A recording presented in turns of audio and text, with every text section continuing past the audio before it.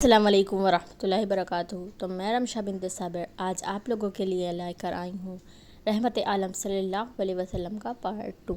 جہاں سے ہم نے آپ کو چھوڑا تھا وہیں سے ہم پھر سے اس کو شروع کریں گے۔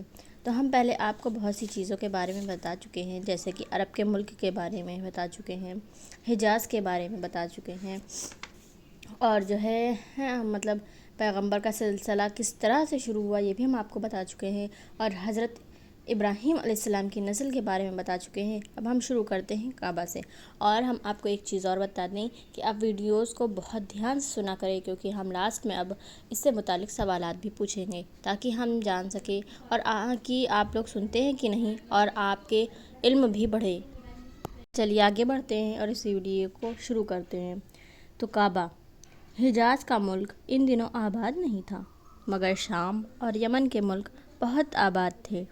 شام سے یمن کو اور یمن سے شام کو جو بیپاری اور سوداگر آتے جاتے وہ حجاز ہی کے راستے سے آتے جاتے تھے، اس لیے حجاز میں آنے جانے والے سوداگروں کا تانتا لگا رہتا تھا۔ حضرت ابراہیم علیہ السلام کو اللہ کا حکم ہوا کہ اسی حجاز کے زمین میں ایک مقام پر ہماری عبادت کرنے کا اور نماز پڑھنے کے لیے گھر بناؤ۔ حضرت اسماعیل علیہ السلام اور حضرت ابراہیم علیہ السلام نے مل کر خدا کے اس گھر کو بنا کھڑا کیا، اور اس گھر کا نام کعبہ اور بیت اللہ یعنی خدا کا گھر رکھا۔ تو اب ہم جانتے ہیں کہ اسماعیل علیہ السلام کا گھرانہ کہاں پر آباد تھا، کیسا تھا اور کیسا نہیں تھا۔ تو خدا نے اپنے اس گھر کو بزرگی بخشی اور حضرت ابراہیم علیہ السلام کو حکم دیا کہ اس گھر کی خدمت کے لیے اپنے بیٹے اسماعیل علیہ السلام کو اس مقام پر آباد کرو۔ حضرت ابراہیم علیہ السلام نے ایسا ہی کیا، اور حضرت اسماعیل علیہ السلام کی اولاد بھی یہیں رہنے لگیں اور اس مقام کا نام مکہ رکھا۔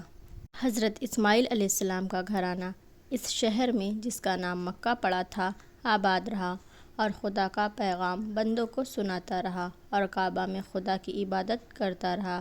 سینکڑوں برس گزر جانے کے بعد یہ لوگ دوسری قوموں کی دیکھا دیکھی کے لیے خدا کو چھوڑ کر مٹی اور پتھر کی عجیب عجیب شکلیں بنانے لگے اور کہنے لگے کہ یہی ہمارا خدا ہے۔ مٹی اور پتھر کی جن عجیب عجیب شکلوں کو وہ خدا سمجھ کر پوجتے تھے ان کو بت کہتے ہیں۔ بتوں کو خدا سمجھنا اور ان کو پوجنا اللہ تعالیٰ کے نزدیک سب سے بڑا گناہ ہے، اور جو لوگ خدا کو چھوڑ کر بتوں کی پوجا کرتے ہیں ان کو کافر کہا جاتا ہے۔ چلتے ہیں ہم نیکسٹ کی طرف۔ قریش۔ اتنے دنوں میں حضرت اسماعیل علیہ السلام کے گھرانے کے آدمی بہت خاندانوں اور قبیلوں میں بٹ گئے تھے۔ ان میں سے ایک مشہور قبیلے کا نام قریش تھا۔ یہ خاص مکہ میں آباد رہا اور کعبہ کا انتظام کرنے والا تھا۔ دور دور سے کعبہ کے لیے حج کے لیے جو لوگ آتے تھے، جن کو حاجی کہتے ہیں، ان کو ٹھہرنا، ان کا کھانا پینا پلانا اور کعبہ شریف کے دوسرے کاموں کی دیکھ بھال اسی قبیلے کے ہاتھوں میں تھی۔ اسی لیے یہ قبیلہ سارے عرب میں عزت کے ساتھ دیکھا جاتا تھا۔ اسی قبیلے کے اکثر آدمی تجارت اور سوداگری کا پیشہ کرتے تھے۔ چلیے اب ہم بات کر لیتے ہیں بنی ہاشم کے بارے میں۔ تو بنی ہاشم قریش کے ایک قبیلے میں بھی کئی بڑے بڑے خاندان تھے، ان میں سے ایک بنی ہاشم سے تھے۔ بنی ہاشم کی اولادیں تھیں۔ ہاشم اس خاندان کے بڑے نامی گرامی شخص تھے۔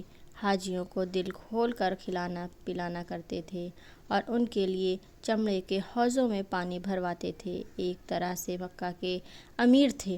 قریش کے لیے جو زیادہ تر تجارت اور بیپار سے روزی کماتے تھے، انہوں نے یہ کہا کہ حبش کے بادشاہ نجاشی اور مصر اور شام کے بادشاہ قیصر سے نافرمان لکھوایا کہ ان کے ملکوں میں قریش کے سوداگر بے روک ٹوک آ جا سکتے ہیں۔ پھر عرب کے مختلف قبیلوں میں پھر پھر کر ان سے عہد لیا کہ وہ قریش کے سوداگروں کے قافلوں کو نہ روکیں، اور قریش کے سوداگر اس کے بدلے میں یہ کریں گے کہ ہر قبیلے کی ضرورت کی چیزیں لے جا کر خود ان کے پاس پہنچا دیا کریں گے۔ اب چلتے ہیں ہم تیسری چیز کی طرف۔ عبد المطلب۔ ہاشم نے اپنی شادی یثرب کے شہر میں بنو نجار کے خاندان میں کی۔ اس سے ایک لڑکا پیدا ہوا جس کا اصل نام تو شیبہ تھا، مگر شہر کے لوگ اسے عبد المطلب کے نام سے جانتے تھے۔ عبد المطلب نے بھی جوان ہو کر بڑا نام پیدا کیا۔ کعبہ کا انتظام بھی ان کے سپرد ہوا۔ کعبہ میں حضرت اسماعیل علیہ السلام کے زمانے کا ایک کنواں تھا جس کا نام زمزم تھا۔ یہ کنواں اتنے دنوں سے پڑے پٹ گیا تھا۔ عبد المطلب نے اس کو صاف کروا کے پھر درست کرا دیا۔ عبد المطلب کی اولاد۔ عبد المطلب بڑے خوش نصیب تھے۔ عمر بھی بڑی پائی۔ 10 جوان بیٹے تھے، ان میں سے 5 کسی نہ کسی حیثیت سے بہت مشہور ہوئے: ابو لہب، ابو طالب، عبداللہ، حمزہ اور عباس۔ عبداللہ ان بیٹوں میں سے اپنے ماں باپ کے سب سے چہیتے اور پیارے، عمر میں بھی سب سے چھوٹے عبداللہ تھے۔ یہ 17 برس کے ہوئے تو بنی زہرہ نام کے قریش کے ایک دوسرے معزز خاندان کی لڑکی سے ان کی شادی ہوئی۔ ان بیوی کا نام آمنہ تھا۔ عبداللہ شادی کے بعد بہت کم جیے، چند ہی روز کے بعد وفات پا گئے۔ ولادت: عبداللہ کے مرنے کے چند مہینے کے بعد بی بی آمنہ کے بچہ پیدا ہوا جس کا نام محمد صلی اللہ علیہ وسلم رکھا گیا۔ یہی وہ بچہ ہے جو ہمارے رسول اور پیغمبر ہیں، جس کے پیدا ہونے کی دعا حضرت ابراہیم علیہ السلام نے خدا سے مانگی تھی۔ حضرت عیسیٰ علیہ السلام نے اپنے بعد اس کے آنے کی خوشخبری سب کو سنائی تھی، جو ساری دنیا کی قوموں کا رسول بننے والا تھا۔ پیدائش 12 تاریخ کو ربیع الاول کے مہینے میں پیر کے دن حضرت عیسیٰ علیہ السلام سے 571 برس کے بعد ہوئی۔ سب گھر والوں کو اس بچے کے پیدا ہونے سے بڑی خوشی ہوئی۔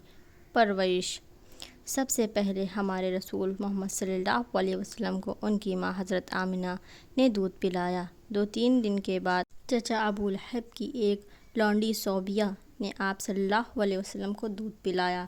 اس زمانے میں قاعدہ یہ تھا کہ عرب کے شریف گھرانوں کے بچے دیہات میں پرورش پاتے تھے۔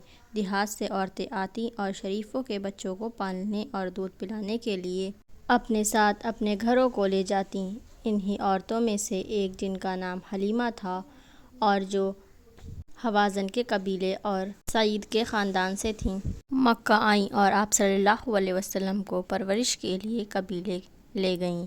6 برس کے سن تک آپ صلی اللہ علیہ وسلم حضرت حلیمہ کے پاس حوازن میں قبیلے میں پرورش پاتے رہے۔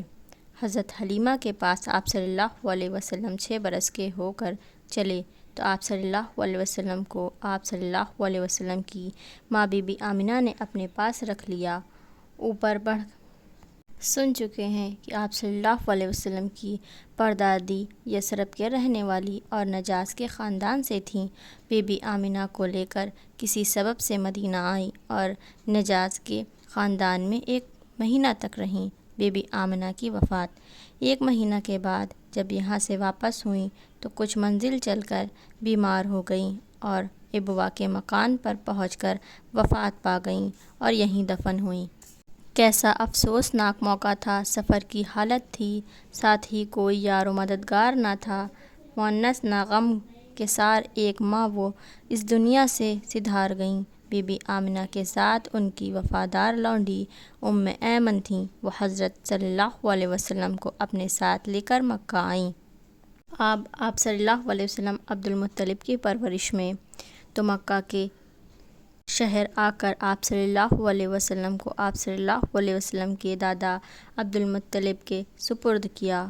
دادا نے اپنے بن ماں باپ کے یتیم پوتے کو سینے سے لگایا اور بڑی محنت اور پیار سے آپ صلی اللہ علیہ وسلم کی پرورش شروع کی۔ محبت کے مارے ہمیشہ وہ آپ صلی اللہ علیہ وسلم کو اپنے ساتھ رکھتے تھے اور ہر طرح سے آپ صلی اللہ علیہ وسلم کی خاطر کرتے تھے۔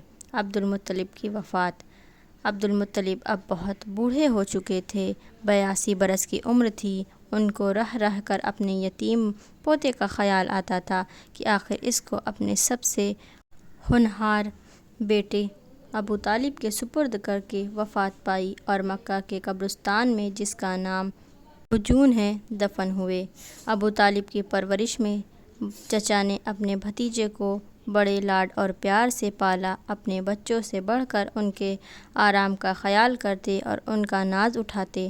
ابو طالب سوداگر تھے۔ ایک بار کا واقعہ ہے کہ وہ تجارت کا سامان لے کر شام کے ملک کو جا رہے تھے۔ حضرت محمد صلی اللہ علیہ وسلم نے بھی ساتھ چلنے کی خواہش کی۔ چچا اکلوتے بھتیجے کی خواہش کو رد نہ کر سکے اور ساتھ لے کر چلے، پھر کسی وجہ سے راستے ہی سے واپس کر دیا۔ جب آپ صلی اللہ علیہ وسلم کی عمر 12 برس کی ہوئی تو عرب کے بچوں کے دستور کے مطابق بکریاں چرانے لگے۔ عرب میں اس وقت لکھنے پڑھنے کا رواج نہ تھا، اس لیے آپ صلی اللہ علیہ وسلم کو بھی لکھنے پڑھنے کی تعلیم نہیں دی گئی، البتہ اپنے چچا کے ساتھ مل کر کاموں کا تجربہ سیکھتے تھے۔ رفتہ رفتہ آپ صلی اللہ علیہ وسلم جوانی کی عمر کو پہنچ گئے۔ تو بس آج کے لیے اتنا ہی، اور ملتے ہیں آپ سے نیکسٹ ویڈیو میں، اور ہم آپ سے پوچھ لیتے ہیں کہ آج کے سوال کون کون سے ہیں۔ پہلا سوال کہ کس کس نے مل کر ہمارے رب کی گھر کو تعمیر کیا تھا۔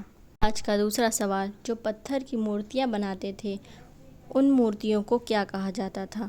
جو لوگ اللہ تعالیٰ کی نافرمانی کرتے ہیں اور اس کی آیتوں کا انکار کرتے ہیں ان کو کیا کہا جاتا ہے۔ آپ کی والدہ کا انتقال کہاں ہوا اور آپ کو کس نے پالا، پھر اس کے بعد ان کی وفات کے بعد آپ کو کس نے پالا، پھر آپ چچا کے ساتھ تجارت کرنے گئے تھے، پھر اس کے بعد آپ کس چیز کا کام کرتے تھے، عرب کے ملک کے بچے کیا کام کرتے تھے۔